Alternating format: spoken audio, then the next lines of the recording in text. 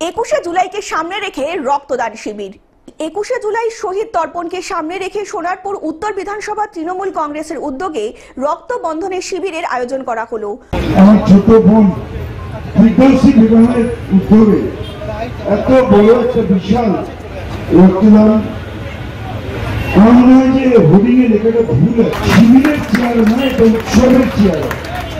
আমরা খুব কদিন আগেই আমাদের ফোরামপুর দুর্গোৎসব তারা নেতাজি ইন্দ্র ভাড়া করে ব্লাড ডোনেশন করেছিলেন।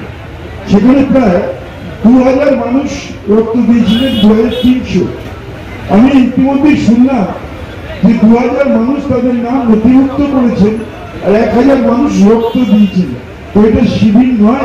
এই উৎসবের যিনি মূল কাণ্ডারী, নেপথ্যে কাণ্ডারী, তিনি হচ্ছেন আমাদের সকলের নেতা নজরুল আলী মন্ডল। তিনি এবং মঞ্চভূমি ডক্টর জেকে সামনে রেখে এত বড় একটা কর্মকাণ্ড, একটা সামাজিক কাজ তারা করছেন, তার জন্য আমি তাদের অন্তঃস্থল থেকে সাধুবাদ জানাই। অনুষ্ঠান মঞ্চ থেকেই ডাক্তারদের সম্মান প্রদান করা হলো। আমাদের যুব নেতা সভাপতি তৃণমূল যুব কংগ্রেসের সভাপতি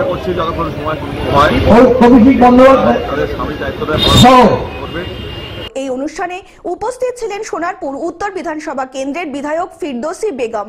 রাজপুর সোনারপুর সিআই নজরুল আলী মন্ডলের উদ্যোগে শারীরিক অক্ষমতা ব্যক্তিদের হাতে হুইল চেয়ার তুলে দেওয়া হলো। অনুষ্ঠানে উপস্থিত ছিলেন রাজেশ বিদ্যুৎ দপ্তরের মন্ত্রী অরূপ বিশ্বাস, যাদবপুর লোকসভা কেন্দ্রের সাংসদ সায়নী ঘোষ, শুভাশিস চক্রবর্তী ও তৃণমূল নেতৃত্ববৃন্দরা।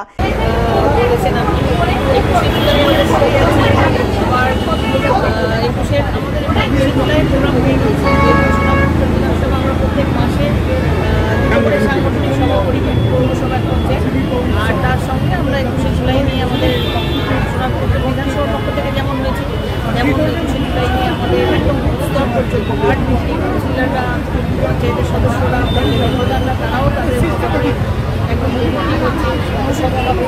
যেমন আমাদের প্রত্যেক বছর যেভাবে আমরা 21শে জুলাইটাকে আমাদের সবাই সামনে রেখে যেভাবে করা হয় সেগুলো আছে।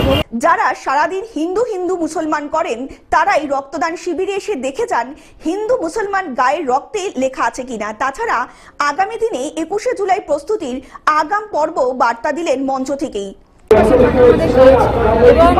এবং এরকম কর্মকাণ্ড, সামাজিক কর্মকাণ্ড, কর্মসূচি সবসময় খুবই আনন্দিত যে সোনারপুর উত্তর যাদবপুর লোকসভা কেন্দ্রের অন্তর্গত ওনাদের মাধ্যমে কিছু ভালো কাজের শরীর আবির্ভাব। দক্ষিণ 24 পরগনা থেকে বাবলু প্রামাণিকের রিপোর্ট, গ্লোব নিউজ।